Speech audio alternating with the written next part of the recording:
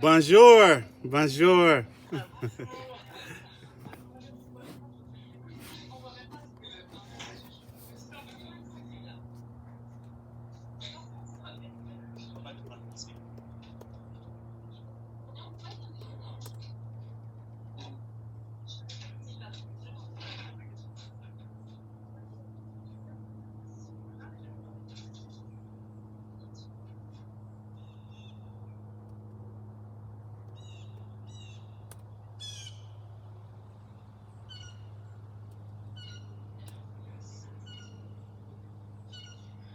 So, Carlos, can you hear us? Yeah, I can hear you loud and clear. Loud and clear.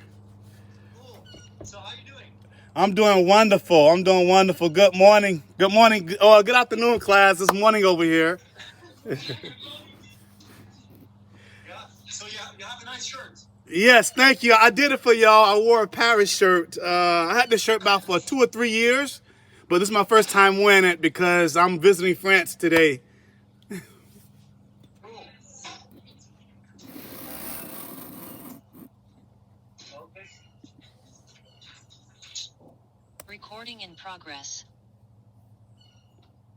Okay, I think everyone is slowly getting there. All right. All right. Okay.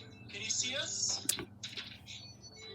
Is there enough lights? Yeah, I can see everybody loud. I can see everybody clear. I can see everybody clear. Okay. So, what? Yeah. So, do we have everyone here? No. As usual. Okay. So yeah, we're just waiting. We have 2, 3 students going to be just a couple minutes late, I think. And but I think we're gonna start because we have a limited time. You know, like we have 40 minutes. No problem. So did you finally stay home, or did you? I mean, you're not in the library. Well, I'm at home right now because I didn't want to make I didn't want anything to go wrong. So this is a safe haven for me, you know. Okay. Thank you. So we have gone through the questions again. Yes. Maybe there will be a couple more questions. Okay. No problem. Some questions came up just today.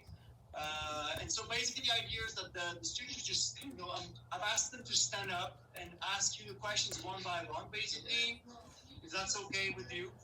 Okay, no problem. That's cool. That's really good. That's really good. Okay, so we're going to start then. All right. Yeah? Yeah. Good morning. They're quite impressed. Yeah? When and where are you born, and do you have any siblings? Can you please repeat that?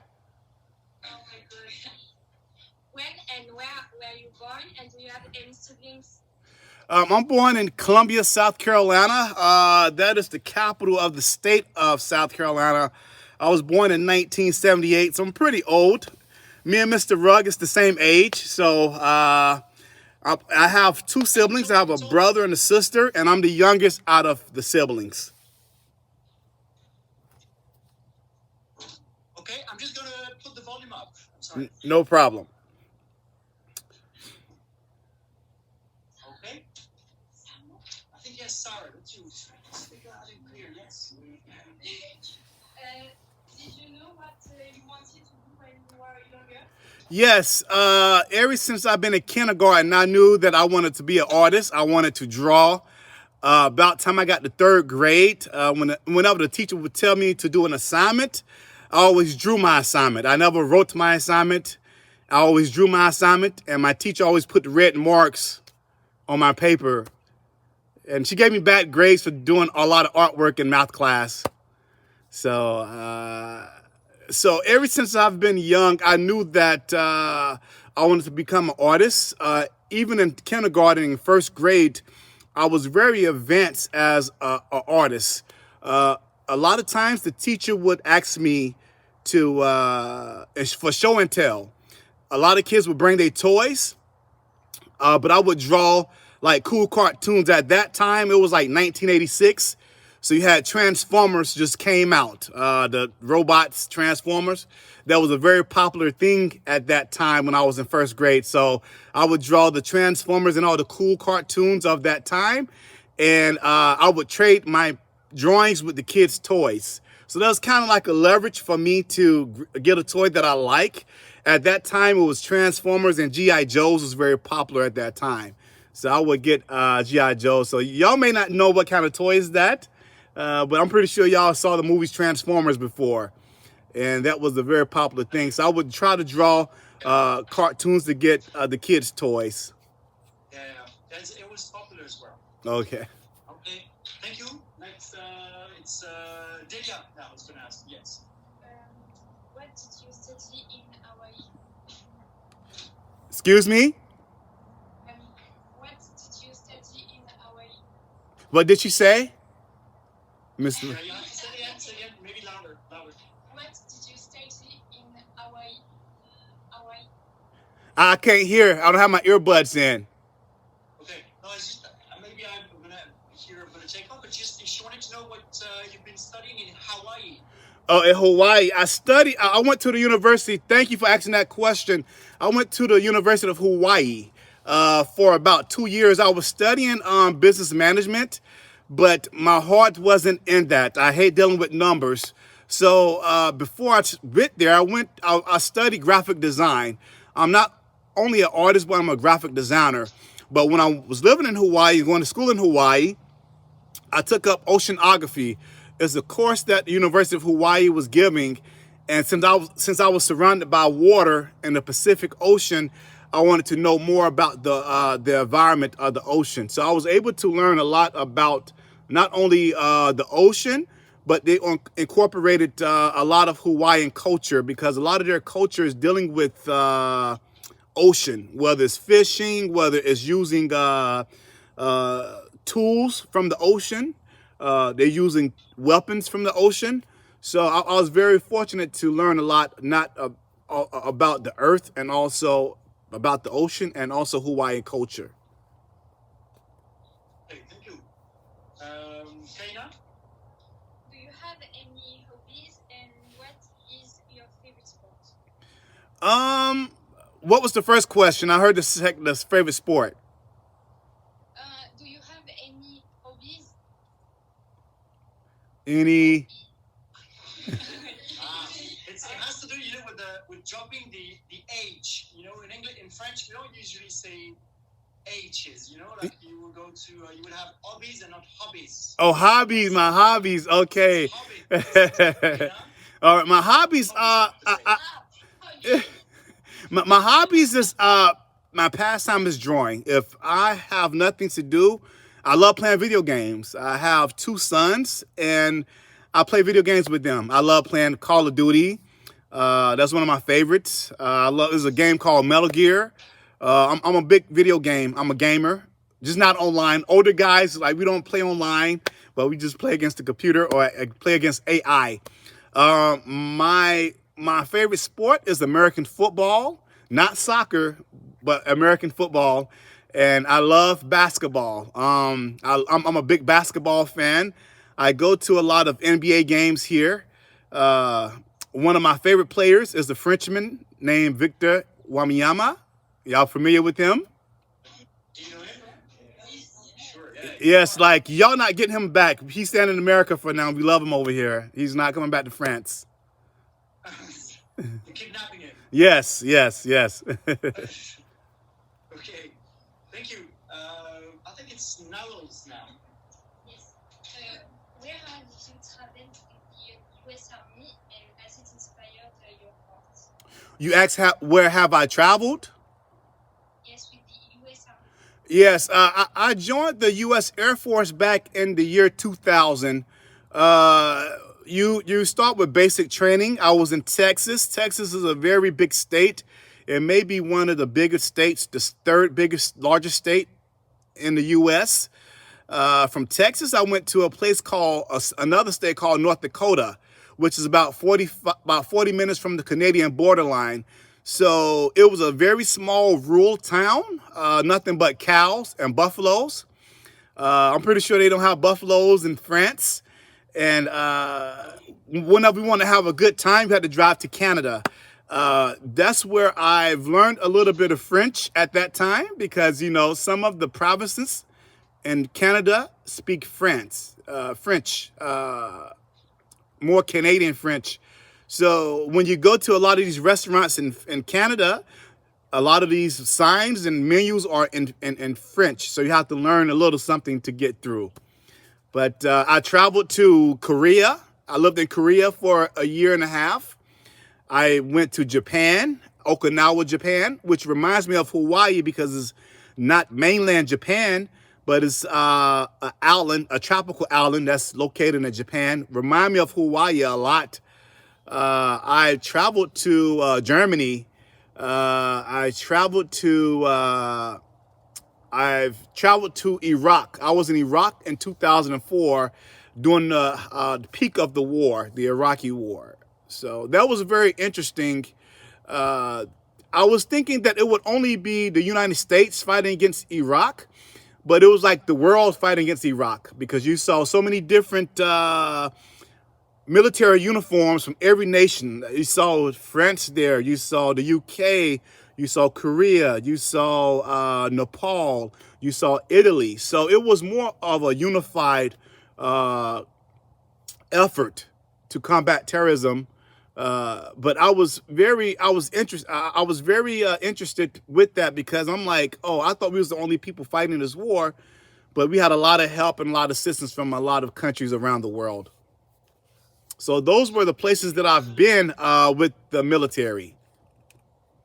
Okay. Maybe there was a second side to the question. Maybe I don't know if you could hear that. Maybe, Emma, do you want to repeat Yes. Has it inspired your art?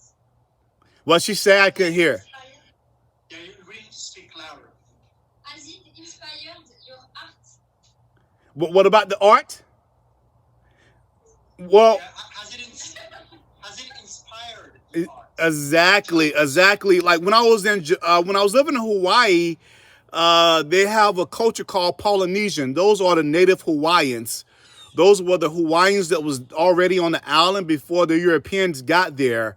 I believe British colonized Hawaii back in the 1700s. And at that time, it was a tribal culture. So they wore leaves as dresses. They used their environment as clothes, shelter, and food. They use a lot of the leaves, the vegetation and the leaves that grow there is very huge leaves. And they're able to use that for multiple purposes, whether it's clothing or whether it's housing. When I was there, I would paint a lot of mermaids. I would paint a lot of oceanscape, seascape. I would paint a lot of ocean life. And that was the influence that I had painting in Hawaii. When I was living in Korea, I've kind of leaned towards Asian culture. I started to draw and write in Korean. A lot of my drawings had a lot of samurais and shoguns, a lot of kung fu images that you would see on kung fu movies.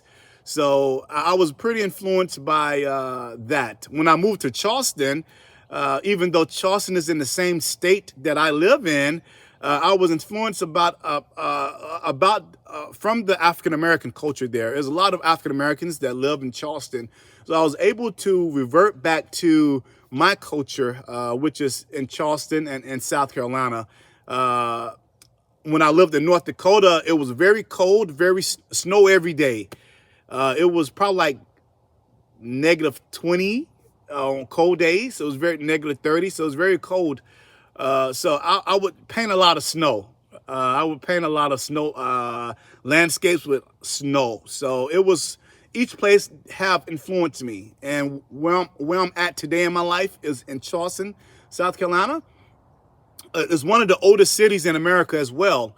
So I'm able to tap into a lot of institutions like the College of Charleston. Showed my artwork last week. So we were doing an art show called the Mojo Art Show, which is a 40-year-old art show dealing with African-American art. And and I've came in first place in the art show 2 weeks ago, last week, and they sent me a check in the mail yesterday. So I really like the check. The check was really good. Congratulations, by the way. Thank you, thank you, thank you. And So we're gonna, if you're okay with that, we're gonna move on actually to one aspect maybe of Charleston. yes, You talked about. yes. Okay, and that is Gullah Geechee culture, and I think it's Lana who has a question on that.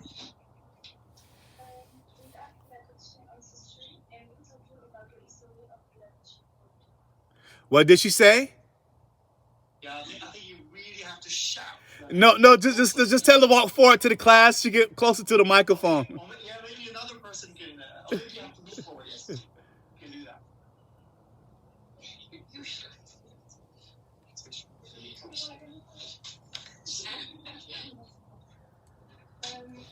Do you have Gullah Geechee ancestry, and who told you about the history of Gullah Geechee people? The history of Charleston. Of Gullah Geechee people. The Geechee people. The history is a very old history. They say about 40% of Africans from West Africa. Sorry. I think maybe Lana's gonna repeat because I'm not sure you got the question. Lana, you can repeat. Do you have Gullah Geechee ancestry, and Oh. who told you about the history of Gullah Geechee? Oh, okay. I'm not considered Geechee myself because I live in central South Carolina. I'm considered Southern country. You have America has different accents. You go to different parts of the country. Where I'm from, down south, we have a more country Southern accent. The same way a country singer would sound. But an hour drive to the coast of South Carolina, you would run into a group of people. My ancestry dates back to Charleston in 1870. So my roots go back to Charleston that I found out on Ancestry.com. I've found out on Ancestry.com about my family. One of my great grandmothers was born in Charleston in 1870. And that's where I trace my Gullah Geechee lineage from. And I found out about that by using Ancestry.com on U.S. Census. U.S. Census is, we do census every 10 years about the American population. And they was doing census back then. I was able to trace my family down in Charleston using those U.S. Census from the year 1870. Thank you. Okay. Now we're going to move on maybe to more to questions more related to your arts. Okay. Awesome. That's okay with you. So Alia's got a question for you.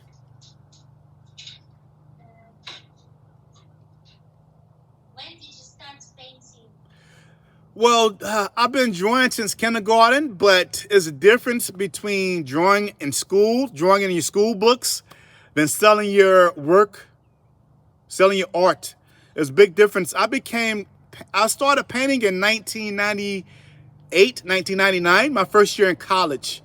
Even though I was studying graphic design, I was gravitated more towards paint brushes and paint than computer art. So, but I really became serious with painting in 2006. That's when I ended my military career and I returned back to South Carolina. And I was living in Atlanta for a few. So I was constantly painting for art shows. So I became very serious around 2006. Then I made that a business. I became an entrepreneur by using my talent back in 2006. The money that I saved up in the military, I spent a few $1,000s buying iMacs and computers and paint brushes and paint and canvases, and I've started my business then. So 2006 is when I became very serious with my art and started painting. Okay. Thank you. Do you want to ask a question or? Was there an event that made you want to pursue art as a job, or like Was there an event that made you want to pursue art as a job?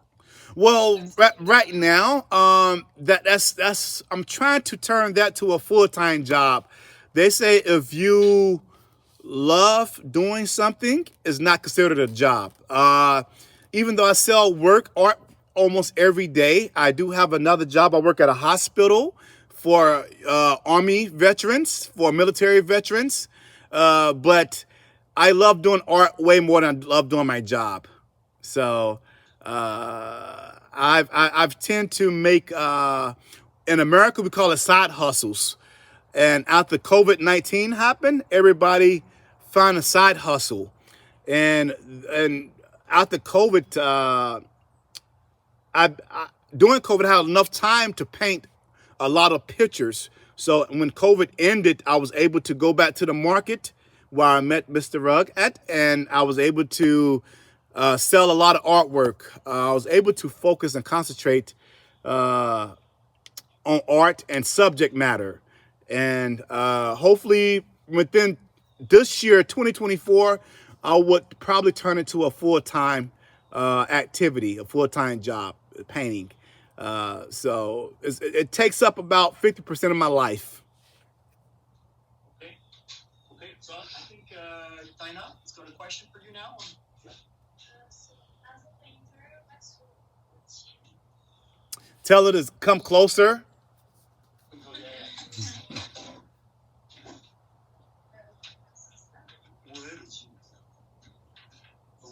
So, as a painter, what's your routine? Routine, yes. You said as a painter, what's what? What's your routine as a painter? My routine is a lot of things I have in my head for the last 20 or 30 years. So if it takes me at least right now, it takes me, I study a culture. I love culture. I love diversity. So a lot of things that I paint dealing with different cultures. So I study culture. I read about it. I listen to it. I go to YouTube. I Instagram or Facebook or Snapchat, wherever I could learn from different cultures. That inspires me. It got to be something inspirational. A lot of things that I draw is something I had in my head for the last 10 to 20 years. And sometime my skill level was not at the point where I wanted to be at. A lot of artists imagine things, and you have to have your imagination put on canvas. So my inspiration is coming from a lot of different cultures. Like having this meeting with y'all today is inspirational. I know something cool and something good gonna come out this, and I will be able to paint it. So like a lot of diversity and culture helps with my routine. I'm also colorblind. So I'm colorblind, so I have a hard time distinguish color, to tell different colors. So I have one of my son is 11 years old. I asked him what color is what I'm using. I know the sky is blue. I know the grass is green. But I have a lot of trouble with a lot of soft pastel colors. So I want to make sure that my color palette is good. So I start with my colors first. I use pencil. I'm way better using pencil and pen than paintbrush and pencil. I mean paintbrush and paint. So I would start with drawing what I'm gonna paint first. A lot of painters, they don't need pencils to outline their subjects. They just start painting. For myself, I use a lot of pencil work before I do the painting. Okay. Thank you. Thank you. I think Jacques, your question has already been answered. Yeah. Okay. So sorry, but Philip. Yeah. Philip, or do you think what is your question? Yeah, maybe the second part of the question. I wanted to know if your family inspired you in your art. Well, my family, yes, they definitely inspired me with my art. Growing up in America with a single mother, my mom and dad was married for 11 years. They divorced when I was 3 years old. And in the United States, we have a high rate of single mothers inside the African American community for various reasons. And as a single mother growing up in the 1980s, which the height of drugs in America, in the 80s and 90s was the height of a lot of drugs here in the United States. My mom kept us busy by giving us a piece of paper and a pencil. We didn't have a lot of money, so we used what we had around the house. We loved music. Me being, and my mother had her kids at a very young age, so she was able to raise her family with the beginning of hip hop. So hip hop played a major part in my household, and even old school R&B music from the 1970s and 80s and 90s played a major influence because my mom loved music. It seems something like it's like inherited in our household. So with hip hop, we was able to listen to the music. We was able to draw a lot of hip hop artists that we like to listen to. So that really inspired me. And my mom was like pretty good at art as well. So she saw something in me at the age 4 and 5 and 6 years old. Like, this guy right here is above his level when it comes to drawing.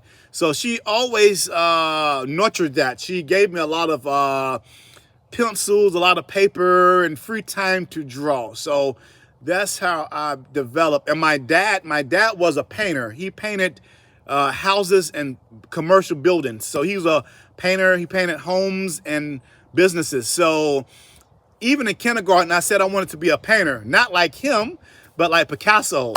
So I was able to, get an inspiration from my father. He painted. My mom, she made sure we had the tools to draw and paint as a kid. So yes. Okay. I think we have another 10 minutes. Okay. All right. From what I see, we just had a little sign. I think it's Emmy. Yeah, Emmy would like to have. Oh, Thomas. So yes. Who is your favorite painter and why? Come a little bit closer, my man. Come a little bit closer. But I want to see your face too, so that's why I said get closer. I want to see your face as well. Good morning. Good afternoon. Who is your favorite painter and why? And did he inspire you? It's two painters. Both are American. I love Picasso, but I would go with a guy named Norman Rockwell. He's a painter back from the 1960s, and he did a lot of illustration for a American magazine, I believe, called Saturday Evening. And he painted a lot of American culture of the 50s and 60s. Even though his paintings didn't have black people in it, it really depicted American culture of that time. And if you ever get a chance, just Google Norman Rockwell. He has his work look kind of cartoonish. At the same time, is a mixture of being surreal. You may have a kid running. His arms look extra long, but it's just the way that he depict the American culture of the 1950s and 60s. He's one of my favorites. And one of my favorites is an African American artist named Donald Burns. I believe his name is Donald Burns, and and he did a lot of paintings. There's an artist, is a singer called Marvin Gaye. He was a famous R&B singer in the 1980s, 1970s, 1980s, and he had his album cover called a Sugar Shack. He had a painting called a Sugar Shack. And here in down south in the United States, ooh, excuse me, my stuff then fell. Hold up. It's kind of windy out here today. It's a print, right? It's not the original. This is a print. This is a print of one of my originals. And this is part of the Geechee Gullah culture as well. But we'll get back to that. But yeah, Donald Burns is one of my favorite American artists. He's an African American artist. And he had his artwork on a television show, a black television show in the 1970s called Good Times. And that show made his artwork famous. The comedian Eddie Murphy owns that painting, and that painting is worth $50 million. So Okay. and so yeah, those two is my favorite artists, including myself. It's good. Thank you. Thank you. Right. It's Amy. Yes. Where do you show your art and where have you shown it? Normally every day I show my art at the Charleston City Market. The Charleston City Market is where I met y'all English teacher. Him and his family visited the city on vacation. The city market is a very old farmers market that was built in 1851 by slaves, African slaves. Maybe my grandparents may build it. Someone related to me build it. But that market been open since slavery, and it's still open. They just don't sell slaves no more. They sell a lot of hand goods, crafts. They sell a lot of handmade stuff. They sell a lot of artwork there. I'm able to do a lot of art shows in different cities. I did an art show last week, called a Black Boy Art Show. And the Black Boy Art Show is a nationwide art show that traveled from New York City to Miami to Los Angeles to Atlanta, Georgia. And I did the one in Atlanta, Georgia last week, and it focused on black art, black men at the age 21 older painting art dealing with American culture. So that was one of the biggest shows that I did. And I was part of the Mojo Art Festival, which is an African-American art show that's been running for the last 40 years in Charleston, South Carolina. I got the best in showing that. The College of Charleston showed my work. I'm represented by two galleries here in Charleston. So, and besides the galleries, the colleges, the art shows at the and the art shows that I did, and plus the city market, that's where you could find me. So if you're ever coming to Charleston, South Carolina, please stop by the market. You would find that very amusing, and you will also find me and my artwork there too. The next exhibition will be in our school. Oh, awesome! I will be there. I'm flying there. We're flying there. Okay, we'll send you an invitation. Yeah, I'm coming. Yes. So, yeah, that's Timo. Yes.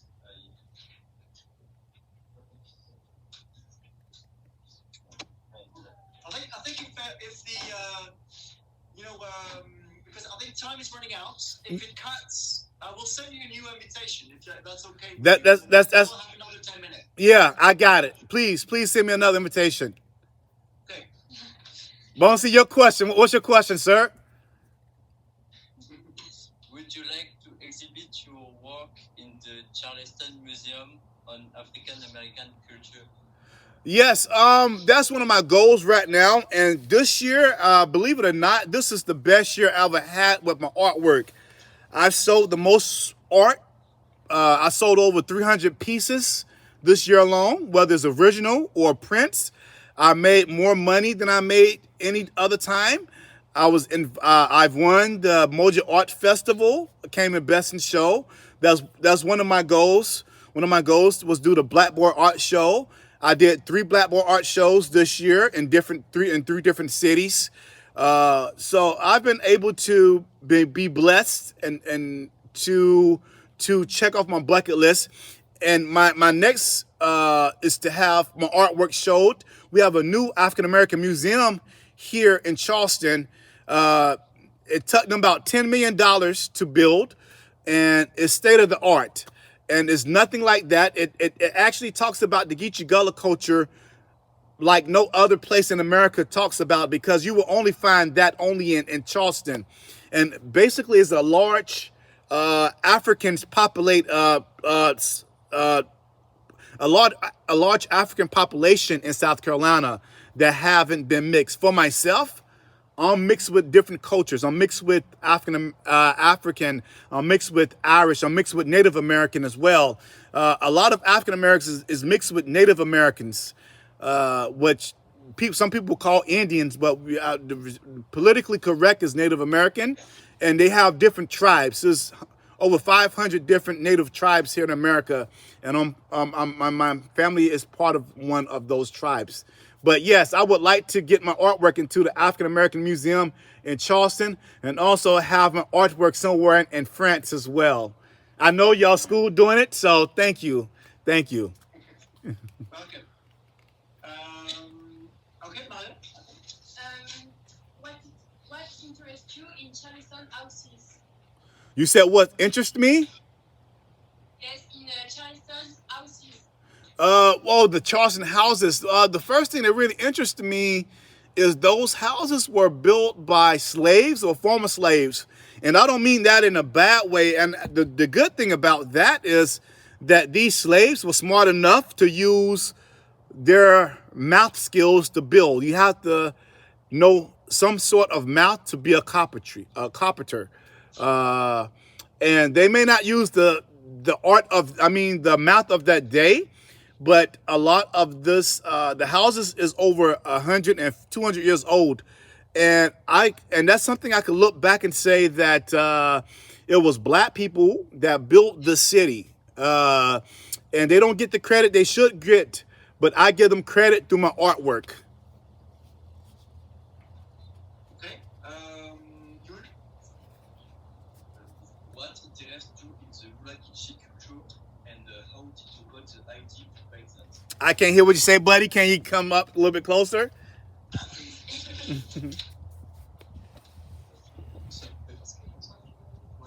What interests you in the Bulakichi culture, Oh. and how you got the idea to paint that? What interested me was the way that the dialect, the way the people talk. Even though I'm from South Carolina and they're from South Carolina, that's like you going to Paris. I'm pretty sure the accent in Paris is different from. Okay.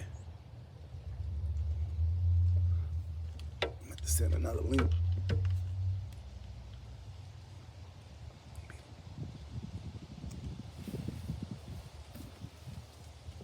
Okay.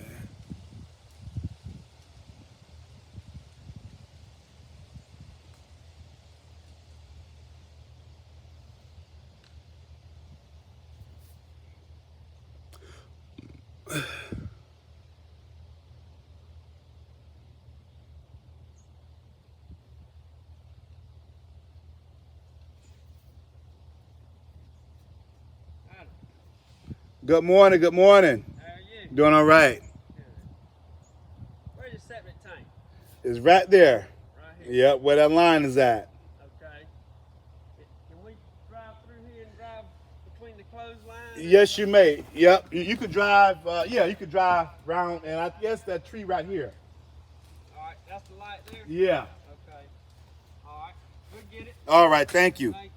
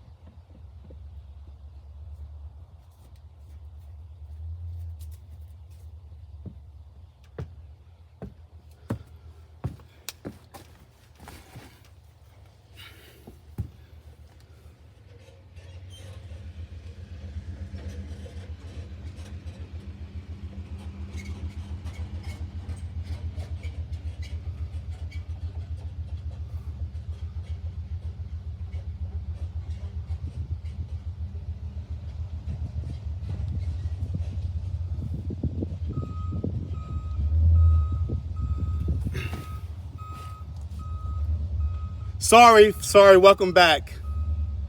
Let me see.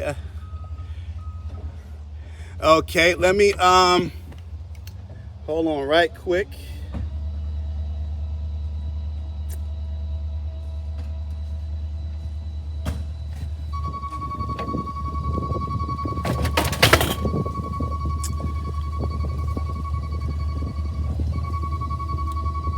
Hey, welcome back. Welcome back. I have my earbuds. I can hear much better now.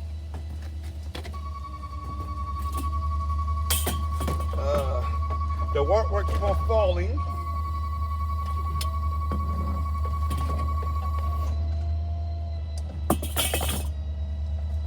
So, man, what the hell? What happened? What happened? What happened?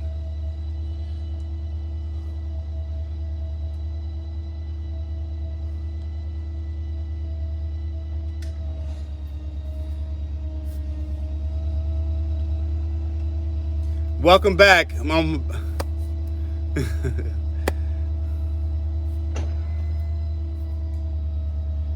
All right, no problem. The wind keep on blowing, but that's okay.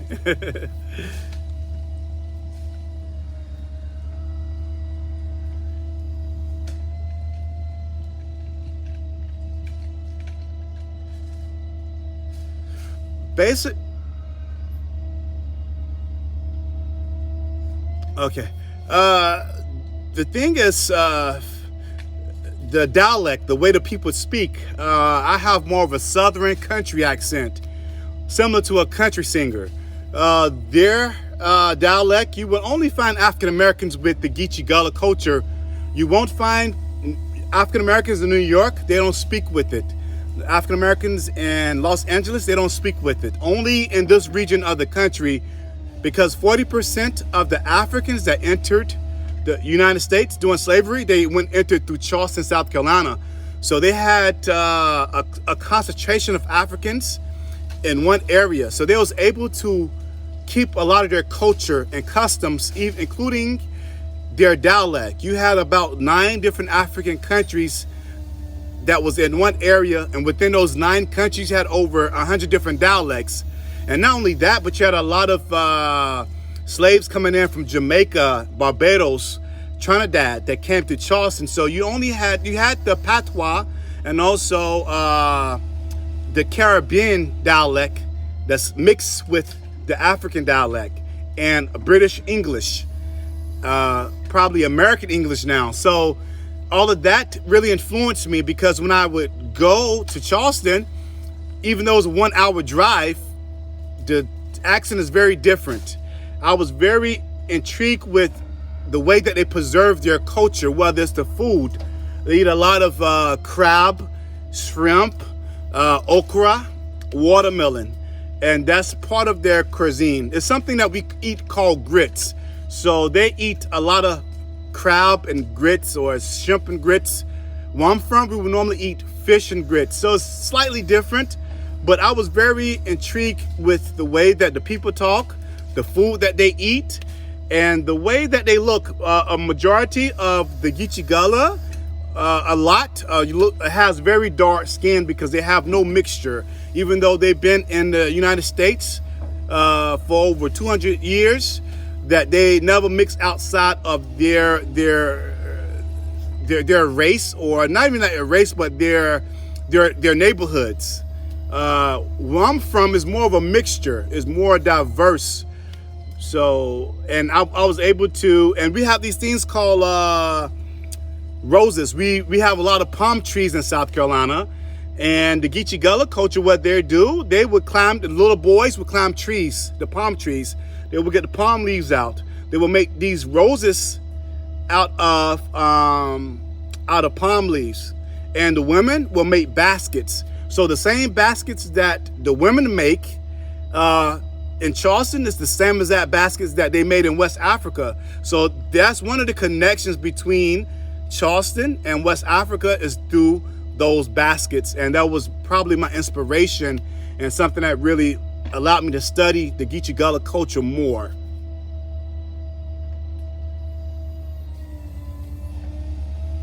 All right.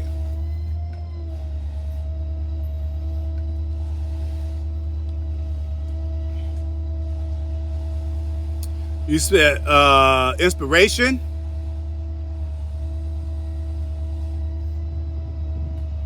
You said which creation?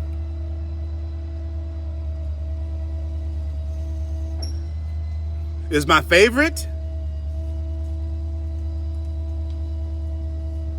No, the proudest. Which one make me the proudest? I would say the one that I've just won. Each one has something different. For example, this one right here. I'm a big Michael Jordan fan, and he's from North Carolina, which is not too far from me. And I like this because it's depicting each mask that I do is representing the countries that the slaves came from and ended up in South Carolina. So each mask represents countries like Senegal and Mali and Sierra Leone. So, and you would see that he's holding a rose. And this is the rose that I was speaking about earlier, where they use palm leaves and turn the palm leaves into a rose. They just shape it into a rose. And these are one of the houses I would normally paint. And like I say that, I kind of give props and respect to the ancestors that came here to Charleston. So this is one of my favorites right here. And of course, the one that I won the best in show, this is one of my favorites too. This is another mask. I like drawing a lot of masks. Each mask represent the countries that was enslaved it here in Charleston. So that's my inspiration right there. Is just learning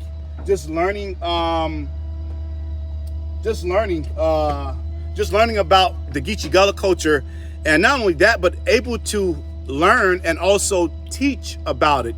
Since I've been painting a lot of subjects that's dealing with the Geechee Gullah culture, I've had to study what I'm drawing. So when people ask me questions, I know what I'm talking about. So my proudest is everything. Yes. So everything that I paint, like you take a step back and say, yes, each artist have a thought idea of how that painting gonna look when they get finished. And if the painting look the same way you thought about it, then you're satisfied with it.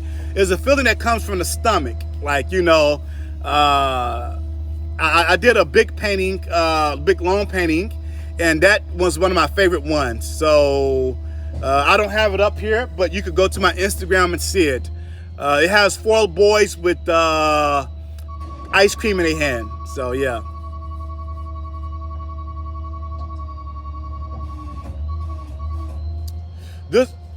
This is 24 by 36. Yes, it's pretty small, but it's a nice size. It's a very nice size. It's a very nice size.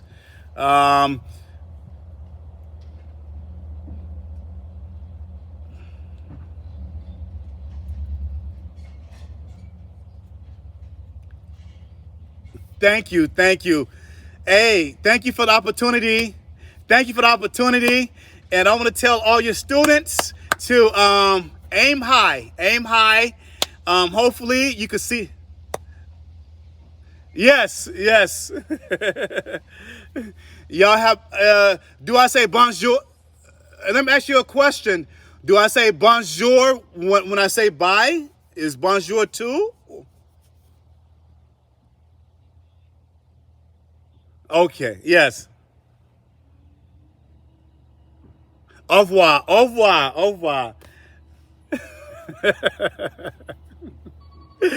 No problem. And I will talk to you later, Mr. Rugg. So we'll talk later on. But I thank you for the opportunity. And y'all take care and have very great futures. Education is very important. All right, take care. Peace. Bye-bye.